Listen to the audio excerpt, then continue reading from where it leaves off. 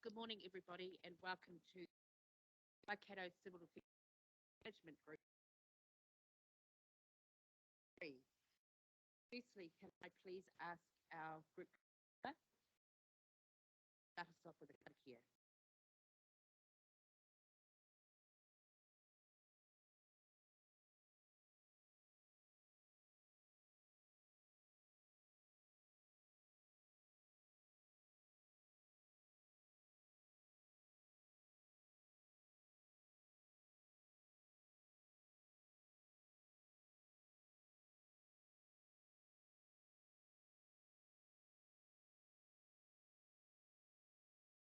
Firstly, I'm going to call for a church.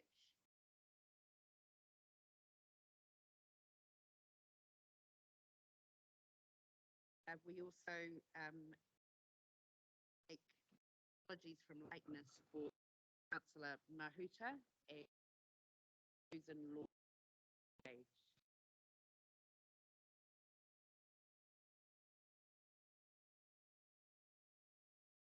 Those in favour? It's carried. At item 3, we'll just table that. That was an yeah. Where it is. And we'll move on to item 4, which is confirmation of order. I have a down and right. All those in favour? Carried. Number 5, disclosures of interest is the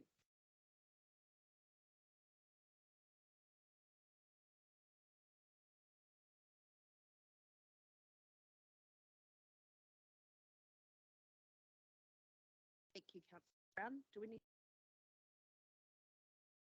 move on to item 6, confirmation of the minutes of the 19th of January? And if does have any there being none, can I have Councillor Buckthorpe? Favour? It's carried. We move on to agenda item 7 on page 1, being the long-term plan 20 budget.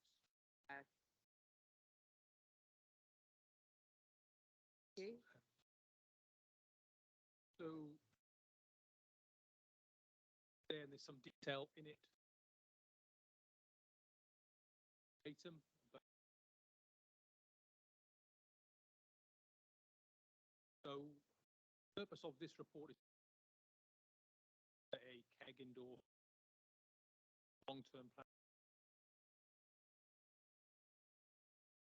Goal of the job term and set, so we're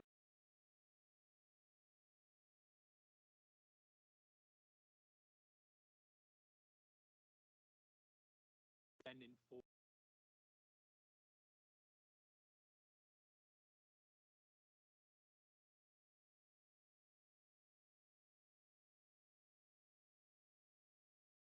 CAG have endorsed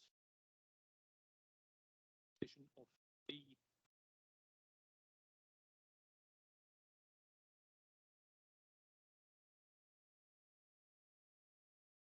in go through rationale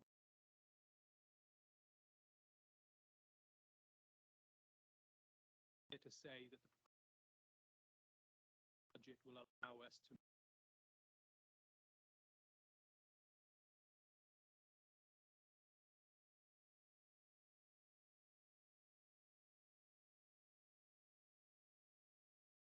put us in a position to actively respond in partnership with Maori and to station sector. Now, one thing I would like to point out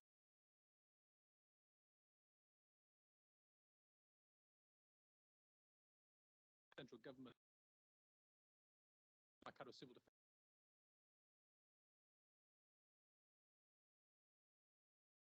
that's based on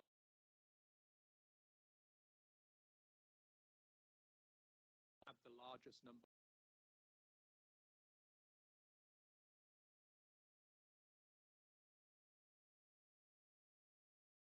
and structurally range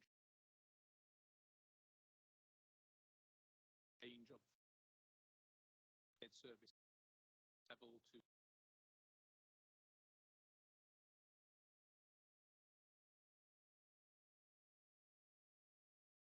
with that in mind.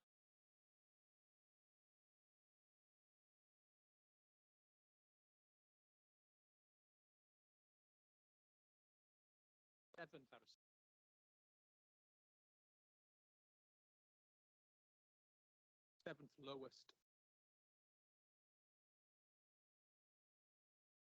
by population.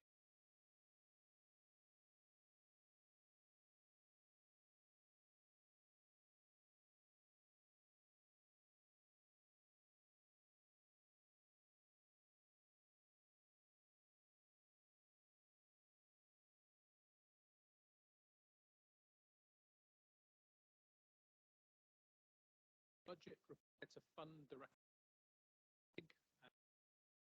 general charge per rating unit is approximately $2.09. That's excluding GST.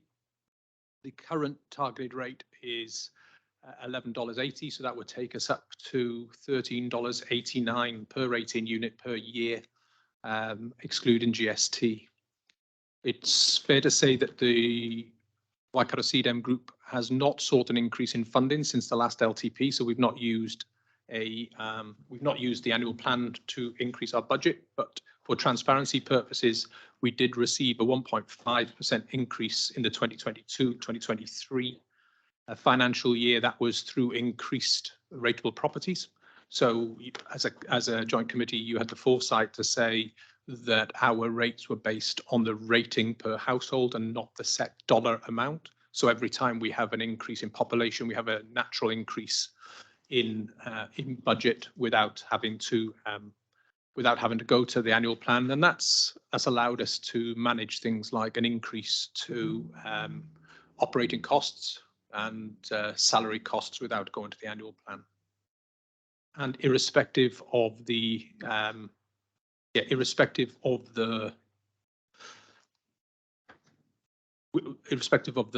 LTP, we would receive another increase through that rateable properties without increasing the dollar amount from $11.80 where it currently stands.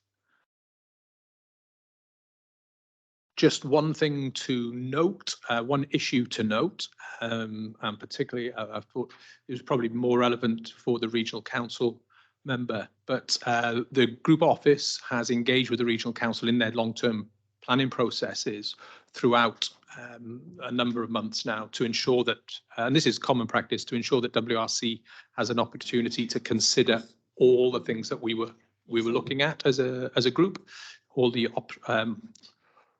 things that we were looking to ask for.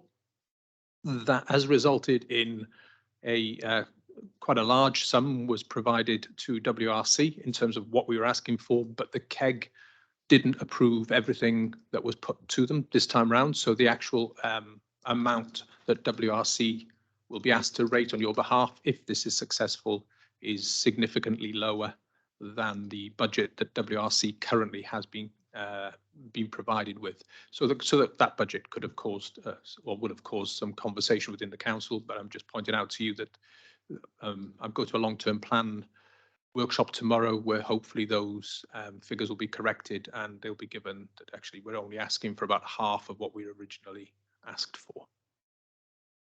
So that's great. Just before we move to questions, can I just please apologise to those online who have dialed in today? We had some a technical difficulty, but which we've overcome. So Councillor Cookson and Councillor Ngataki, apologies. And I'd also like to welcome Susan Law online, who is chair of our Chief Executive Group, and who may be able to help out with some, if there are any questions, because this has gone through a robust discussion at the Chief Executive level. So I'll open the floor to questions or queries. Councillor Brown. Oh, sorry. Through you, Madam Chair.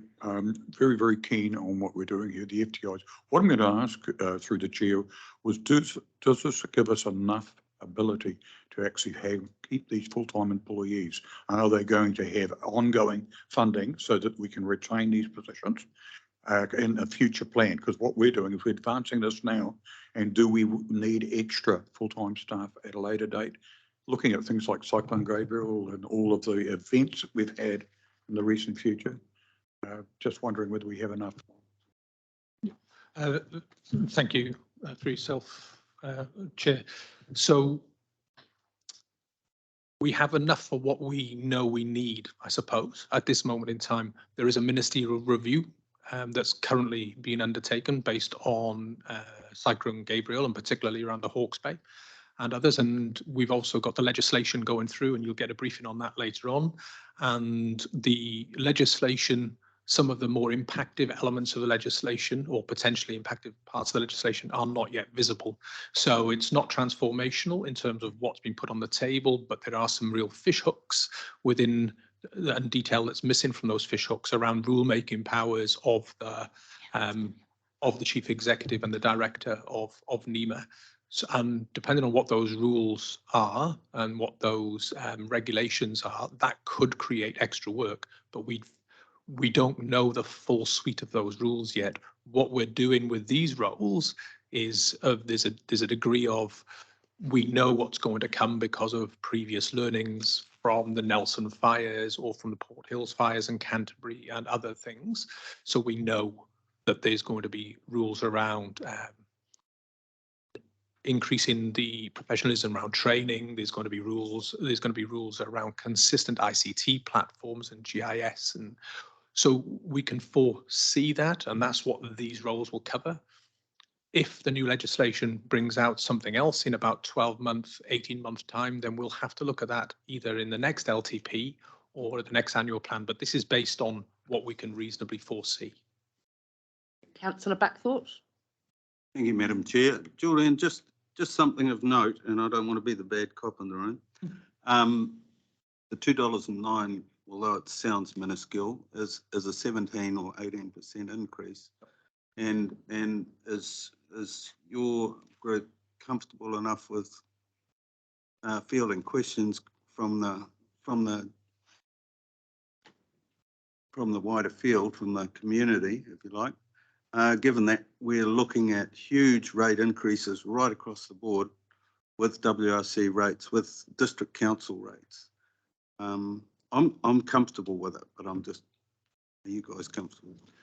Well, yes, is the short answer. I think I'll go back to, I think the expectations of the public on the emergency management system have grown significantly in the last 12 months because of the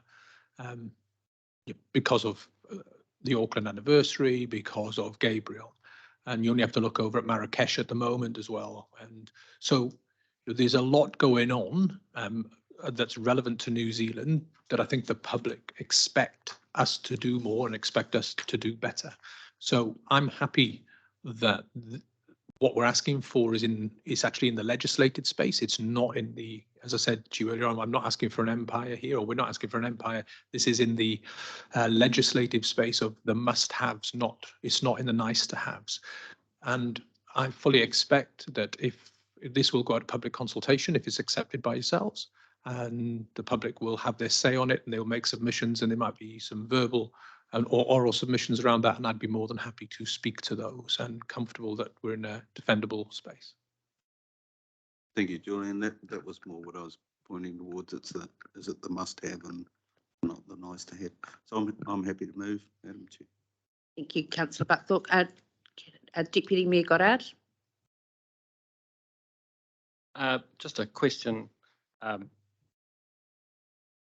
I felt in the report it would have been useful I had to research back what the current budget is to compare the two, because it just talks about the $2.09.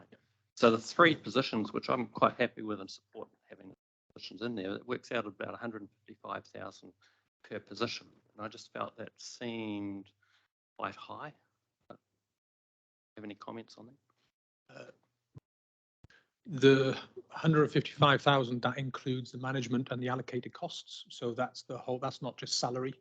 Yeah, that's the whole, so that actually is quite, based on my recent dealings with, I'm comfortable that they're the right figures. They're not, they're not super senior roles. They're a mix of roles, from being a senior advisor to I think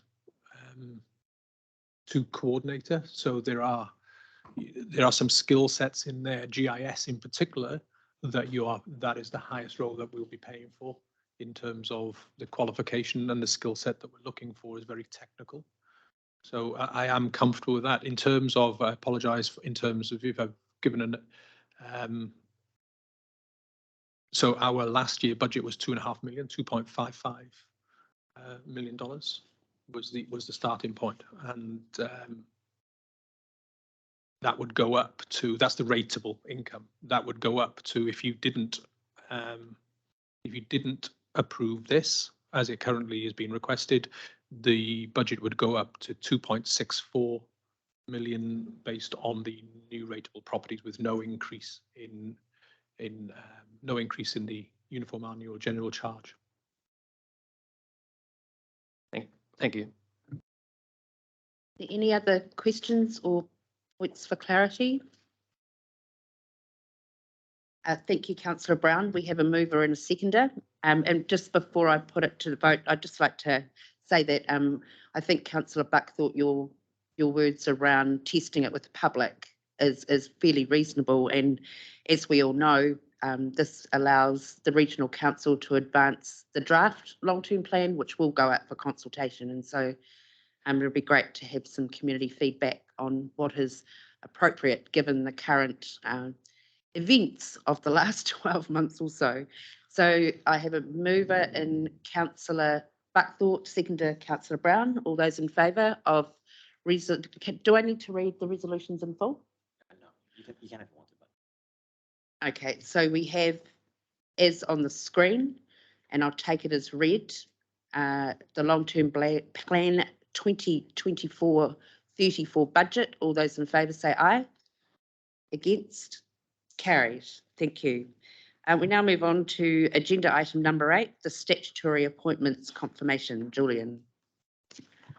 Thank you. This is me again, Chair. So this is really a bit of, it's the start of spring, so this is a bit of a spring clean and a bit of a tidy up of our statutory role list. So this is to provide you with an opportunity to review and confirm the list of statutory role holders. It is your responsibility as a committee. You're the only ones that have the legislative function to appoint CDEM statutory role holders. And you've previously approved policies relating to the recruitment, selection and appointment of those role holders to ensure that they are suitably qualified and experienced. So where it gets a little bit untidy is as a process, if you want, that the appointment to statutory roles is ordinarily based on a named individual and not attached to a substantive role. So when a staff member moves on, or a decision is made by them or for them not to continue in that CDEM role, their statutory role needs to be removed from them. So they could go and work somewhere else, and your appointment walks with them because it's for them as a named individual. Under the group plan, we are required to maintain an accurate list of those individuals who are appointed and make sure that it's publicly available. And there have been a number of recent changes to the cadre of statutory role holders through this committee and people who have moved on. So the list of the recovery managers and controllers is in this report, and the preferred option and if you want the most efficient option would be for you to reaffirm those listed in the report and make a resolution that any previously appointed controllers and recovery managers not listed in the report have their appointments revoked on that mass. So this would be our up-to-date list. And there's then some narrative in the report about where the current vacancies are in terms of some of those statutory role holders. But I think the reassurance that you should be able to take from this report is that all councils in the Waikato group area have access to a controller or a recovery manager through the statutory roles process. And most councils have their own. Those councils that don't have processes underway to appoint and get their own. So we're in a good place. Thank you, Julian. Any questions on this agenda item? Councillor Buckthorpe. Yeah, it's just just an observation. I mean, it is absurd really that we're asked to endorse these appointments when we already have, and we're not working with these people. I understand that there is a statutory requirement. What if we were not to endorse one or more of these? What would the process be? Would it be convoluted? I just can't imagine it. Mm. So, no, okay. So it's a really good question. So this is not us asking you to, this is not ask, just be clear, this is not us asking you to appoint someone new. All these people have been through you as individuals at some point in the past, and they've also been through a process in line with the policy of the day, whatever the policy of the day was. But there's a robust policy that's been signed off by yourselves around making sure people are qualified and experienced. This is literally, this is a belt and braces way of saying, or a nice way of taking people off the list and just reaffirming who's on the list. If you had a, I think there was a second part, if I understood you correct, your question correct, if you had a observation of one of the people who was on there, and you, or more than one person that was on there, and you thought that maybe they shouldn't be reaffirmed, or maybe they should be relooked at, then there's there is a process for that. You could ask, because they've been through a recruitment process. There is a clause in the policy, the recruitment policy, that says, I think it's 5 years. Every 5 years, everybody has to be reviewed anyway. And so there's an opportunity at that point for you to say, no, that person, if it was for your own council or any councils, that person's not, you know, we need to have a wider conversation. But it would be a difficult one unless it was your own member, is what I would say. If it was your own member and you had, and this is for everyone, I'm not sorry, I know you've asked the question, Councillor Buckthorpe, I'm not so suggesting that you've got a problem in yours, but if you, as a councillor, individual councillors looked inside your council and said you weren't sure about yours, then the process would be to go through, you'd have to go through your chief executive and have that conversation in the first instance around the performance or the reasons why you thought that they should be reviewed or not renewed at the renewal process. So it would be looking at an individual and referring them back to the statutory roles and appointment committee. Councillor Brown. Yeah, thank you. Just an inquiry more than anything. I see that we've got local controllers, but we have 3-member councillors that actually have vacancies. Are we actively, as a group, progressing to fulfil those positions, or are we just going to leave them in abeyance at the current time? No, they are. I'll tell you who they are if you want. So in terms of the local controller, it's Matamata District Council, it's South Waikato District Council, and it's Waitomo. And I can tell you that two of those have got people under training, so they haven't got the qualification yet. So they've been interviewed by the officials, and they've been deemed good once they've got the qualification. So they've got the experience, but they need the qualification. So there's active recruitment going on there. In terms of South Waikato, they are proactively trying to identify, because they've just lost some staff members, they're proactively in the process of identifying the person for selection. So there is definitely work underway in those areas. Any further questions for Julian? There being none, the recommendation is that the report statutory roles review of appointments be received, and 2, that the joint committee reaffirm existing local and group controller and local and group recovery manager appointments as listed, and revoke any previously appointed controllers and recovery managers not listed in this report. Can I have a mover and a seconder for that, please? Councillor Lee and Councillor Pike, thank you. All those in favour? Against? Carried. Right, now we move on to some information only items, and agenda item 9 is statutory appointments notification. Yeah, I would ask, could I ask the Irving Yell team leader Absolutely, to yes. talk to this one, Irving. please? Apologies. Irving, your name's up there in bright lights.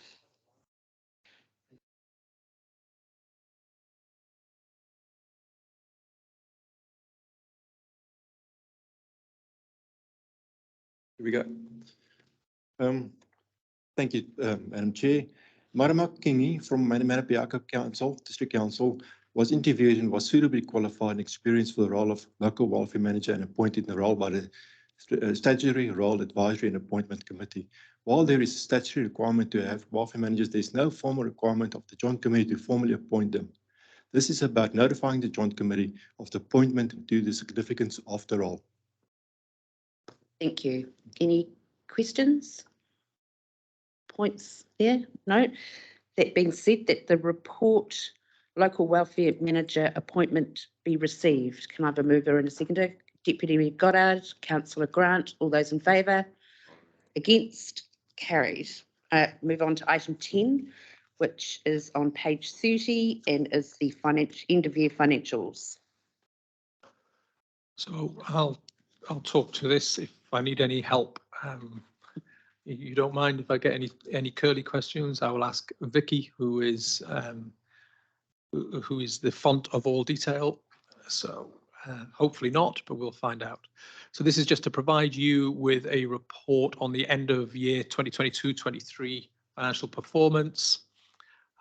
You can see from table 1 that total expenditure exceeded total revenue by just under $80,000. They were actual costs. The actual revenue, you can see the revenue was higher than budgeted. That was due to things like training reimbursement that we get for training people other than our career staff. We get reimbursement from NEMA or from a tech fund via NEMA for that training that we provide. And also there's an element of that over, if you want, over budget revenue or over increased revenue comes from increased rateable units in the last 12 months.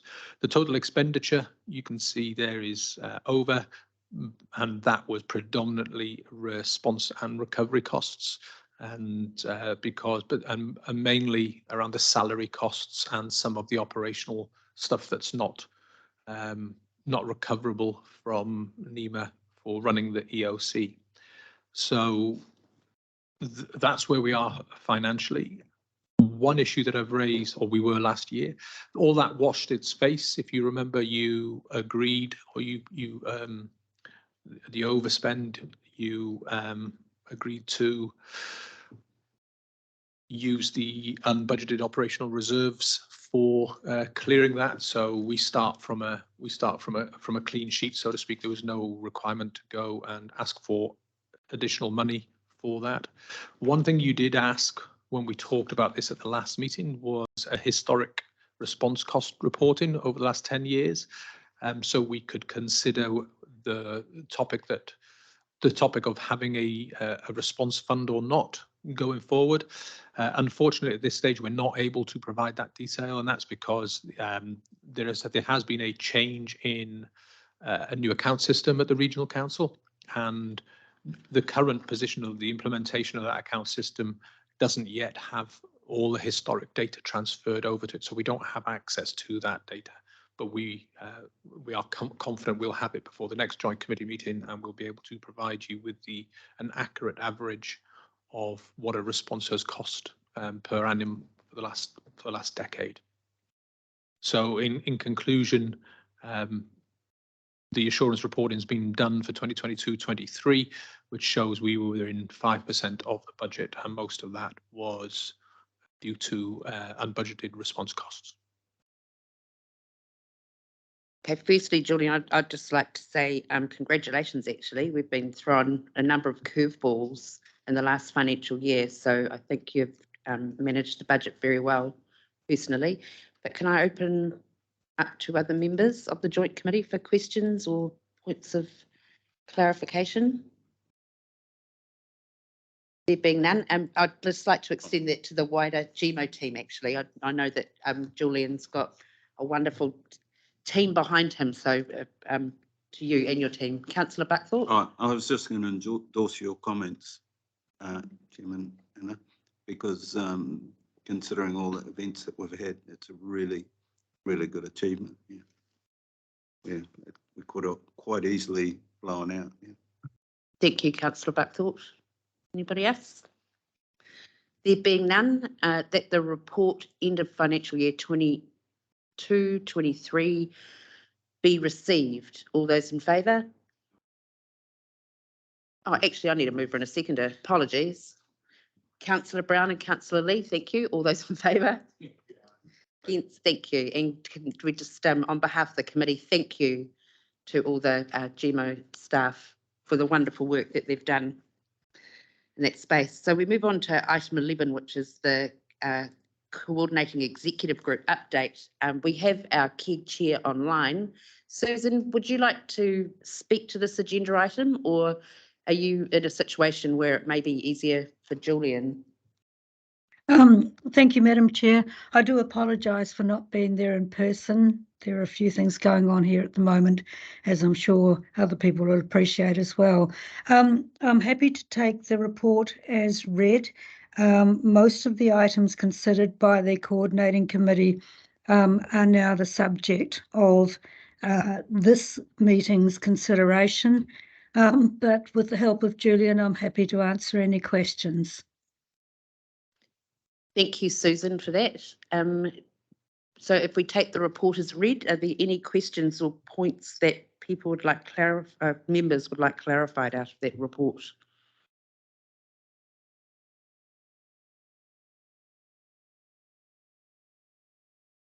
Excellent.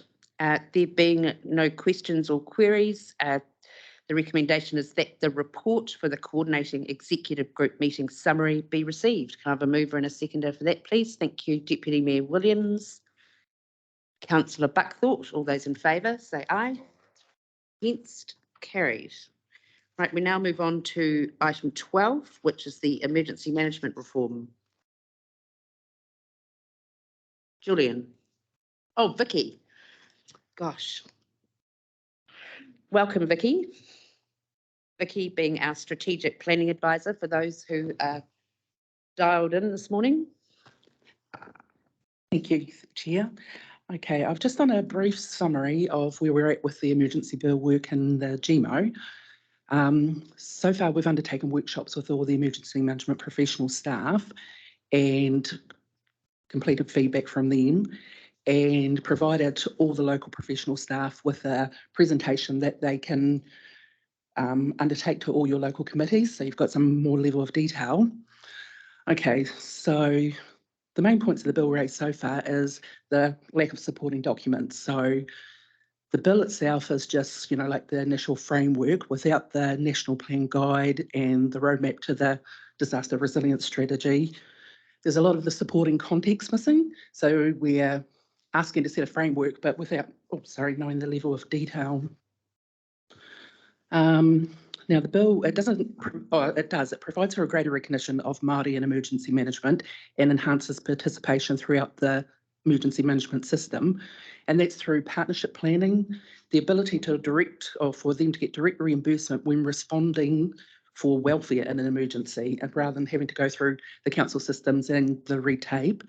Obviously membership on the coordinating executive and what will be termed emergency management committees. And at a national level, having a Maori advisory group set up. Throughout the bill, there's quite a lot of administrative sort of non-substantive changes, like definitions, declaration processes, powers in emergency, powers of the director, increased fines, but we don't get the funds from those. And along with some terminology changes, so yourself as in a group, you will no longer be the joint committee, you'll be an emergency management committee. So, and CDM groups will become CDM areas. So there's just a lot of aligning of words, and probably the main point of interest, I think, for local council areas is what is Section 17 under the current Act is being separated out into two clauses within the bill, which quite clearly states for local authorities, their functions and duties. So that was kind of buried under the joint committee members before. So there is, yes, some people will imagine that they're new details, but they are actually existing ones and it's just more clearly defined. So it'll cut out that ambiguity. But as Julian's alluded to earlier, the main problem is the gaps in the bill. So, like the director's rulemaking, the decisions, the details, there's no advisement on funding structures and streams. So there's going to be rules and guidelines set and outputs required, but no indication of funding streams for getting to that level. And without the secondary legislation, there's no lead agency. There's nothing around outside of the director having powers outside of emergency delegations, outside of, sorry, a state of emergency. There's no detail of the role of the group office. There's a little bit of inconsistency with powers throughout and a lack of alignment with critical infrastructure. There's a big input on them. What's currently called life science becomes critical infrastructure on planning and reporting, but there's not that same level carried across to the public service agencies. So they've just, rather than looking at critical services, they've just gone to critical infrastructure. So there's a little bit of that. But with the special interest group that Julian sits on and the other engagement underway with the local council policy people, the preparation work for the group submission is in a good place, and so there'll be good context to bring to the submission subcommittee's first meeting. And I just wanted to make sure everyone here had read in the report there is actually an additional joint committee meeting scheduled for the 30th of October to get endorsement on the submission before it gets filed by the 3rd of November. And I think that's it, unless there's any queries or anything further, Julian. Thank you, Vicky. Any questions? Councillor Pike? I thought about it for a second. I was just wondering if we foresee any, or there's been any indicated major changes or turnarounds if there was a change in government for the election?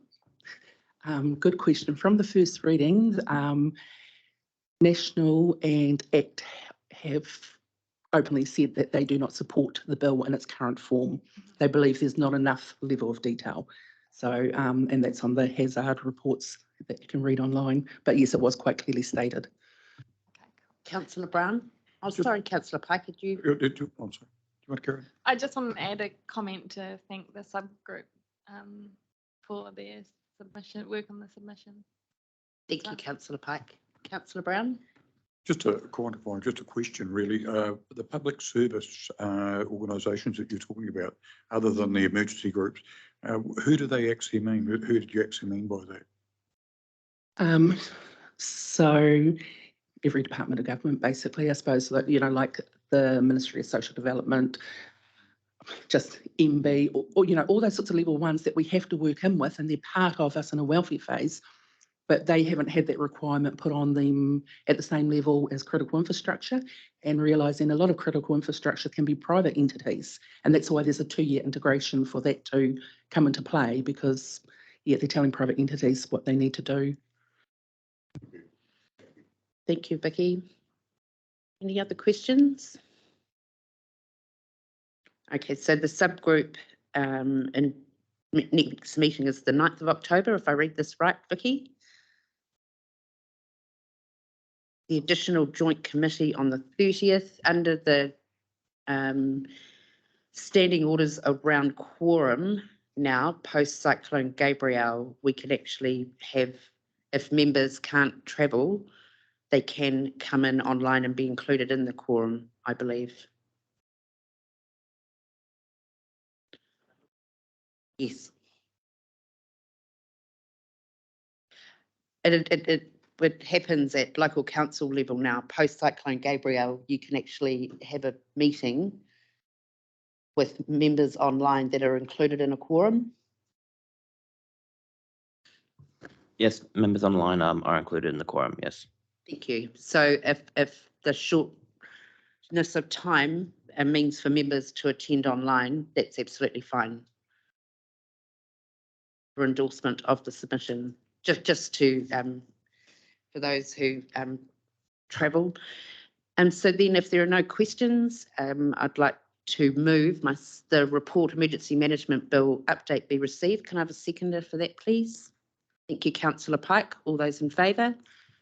Against? Carried. Right, we move on to item 13, which is priority work plan. I'll talk to that, Chair. Thank you. So this is to provide yourselves with an update or high-level update and level of assurance reporting relating to our priority actions. So the actions from the group plan adopted in 2018, along with the 2019 monitoring and evaluation report and the recommendations from the COVID 2020 after action report, have previously been analysed and distilled down to a number of priority actions by the coordinating executive group and endorsed by yourselves. All of those priority actions that were distilled down and kept relevant are either complete or on track or off track with appropriate mitigations in place. So there's nothing where we are saying we need help at this moment in time because there is no plan to put something back on track. One area that is off track that it would be of relevance to yourselves, but with appropriate mitigation plans in place, is the work programme item to deliver the work linked to the iwi Māori engagement. There are actually 3 priority actions attached to that within our priority list, but yeah, we do have a plan, and the resolution on the 27th of March from yourselves was intended to get those actions back on track, specifically that the iwi chairs would be requested to sit on joint committee for the purpose of providing governance and oversight of an agreed strategic work plan. We just need to get in front of the collective of the iwi chairs at this moment in time, and we appreciate with all the other work going on at this moment in time, we are one part of the work picture for our partner agencies there, but we hope to have an audience with the collective in October. So what that means for us in that workspace area is that the engagement and the agreed work plan and the chairs and the chairs identified to sit around the table might not be completed until Q4 of this reporting year. So we could be looking at June next year before we actually have a finished product in that space, is what I'm forecasting for you. Thank you, Julian. Any questions? Obviously, well presented, Julian. So the agenda item 13 in the recommendation is that the report group priority action status be received. Can I have a mover and a seconder for that? Thank you, Deputy Mayor Williams. Councillor Lee, all those in favour? Against? Carried. Page 39 is agenda item 14, disaster relief funding completion. Thank you, Julian. Yeah, this is me again.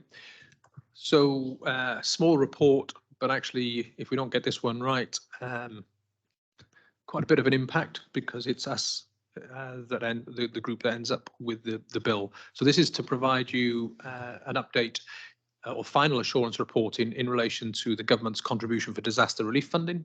And just a recap that in February this year, the Minister of Emergency Management provided $500,000, excluding GST, to support disaster relief fund for Waikato District, Thames Coromandel, Marumana-Piako and Hauraki. The fund was made the responsibility of us as a civil defence group by the Minister, and they didn't have to deal directly with the councils. KEG approved an allocation structure for that $500,000. And the rules from central government state that any money unspent up to 6 months has to be returned to the Crown. The deadline being about 4 days ago, which was 7th of September. So we did have a change from the previous, well, there has been a slight change since the previous update to yourselves in that Marumana-Piako District Council advised us they didn't require $40,000 of their initial allocation, and that has subsequently been reallocated across Thames Coromandel and Hauraki districts based on the original funding formula that was agreed by KEG. Now, this is the important bit for you as a group, so to speak, is that the councils who have been allocated that money have provided us as a GMO with their allocation criteria to make sure that those funds were being used for or in accordance with the guidelines around disaster relief funds, because if they can't be spent on council operational business or other operational costs, there's a certain criteria they've got to meet, and there's some clear guidance that comes with that. And we're satisfied based on the information, the high level information that we've been provided, that those funds have been used in line with the guidance, and therefore when we give our final report into NEMA, we won't be asked to reimburse any of that money because it's been inappropriately or inaccurately spent. Thank you, Julian. Any questions? There being none, the recommendation is that the report disaster relief funding completion be received. Can I have a mover and a seconder? Thank you, Councillor Buckthorpe and Councillor Smith. All those in favour? Against, carried. And now we move on to item 15, which is our NEMA quarterly update. If I can ask Lily and Matthew to come to the table. Thank you.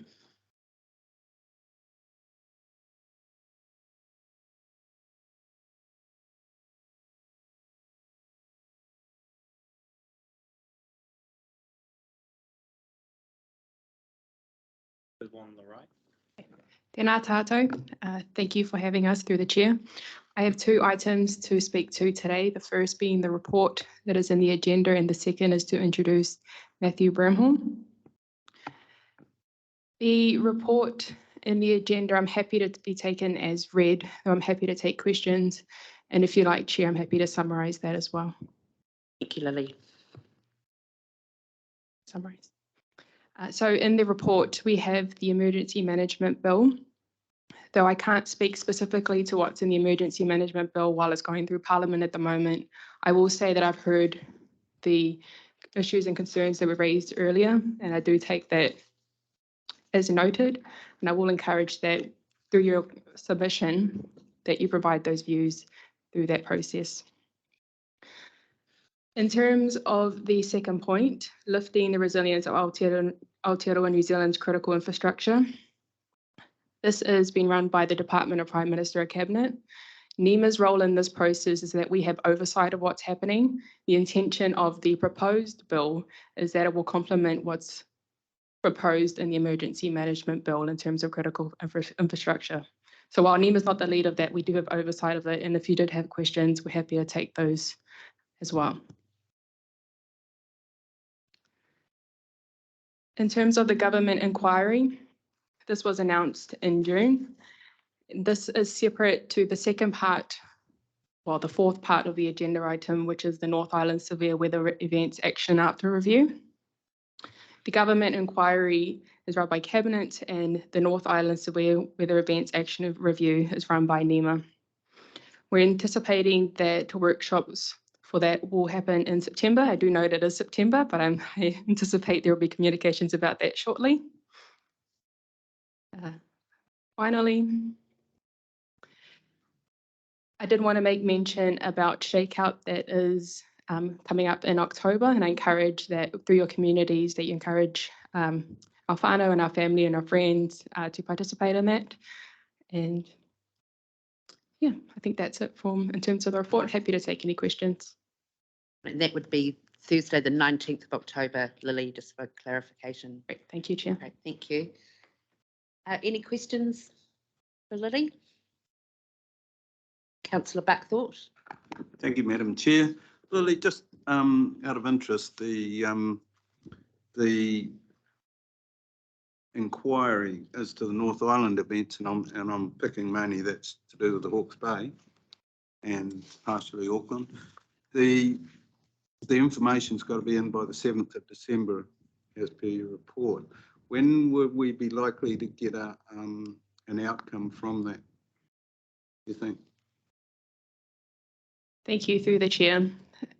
As far as I'm aware, in terms of the process, the joint committee chair's contact details have been passed to the panel members of the inquiry. So they, if not already, have been made will be made in contact with those members at some point before then.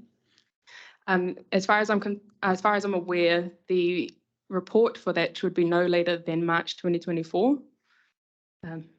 Yeah, hope that answers your question. Because I think some of the information that will come out of that review would help in setting the emergency management bill. And but whether it's too late or not, I'm not too sure. Just have to wait for the 14th of October. Julian, did you hear? So I'll put up front that Lily and Matthew will shout at and tell me if I'm wrong, and I'm happy at that. But look, my understanding, just to support the conversation here, is that the select committee process is being extended to the maximum that it can be to allow for all these different inquiries to inform the select committee process. So I think the timing of the ministerial review is intended to try and get the findings into the, so you're absolutely bang on in terms of that. The other thing that got mentioned, so sometimes where the inaccuracies happen, Lillian, is for whatever reason, when the chair details are asked for, sometimes there's a distribution list at NEMA that gives the chair of the regional council and instead of the chair of the joint committee. So it would just be good just to make sure, because obviously the chair's not received any contact from Sir Jerry. So it may well be that, or hopefully not, but it may well be that the wrong person's been listed as the chair. So if we could have a look at that, that would be really good. And the other thing is, and just for members, and this has been signalled to us quite strongly, is that when, for example, NEMA officials are going to be interviewed as part of the North Island severe weather event, a decision has been made that NEMA will support those officials by having legal representation in those meetings. So I think that tells us something. And of course, whilst NEMA wouldn't tell us how to do our business, I think they set a good leadership position there that we may wish to follow.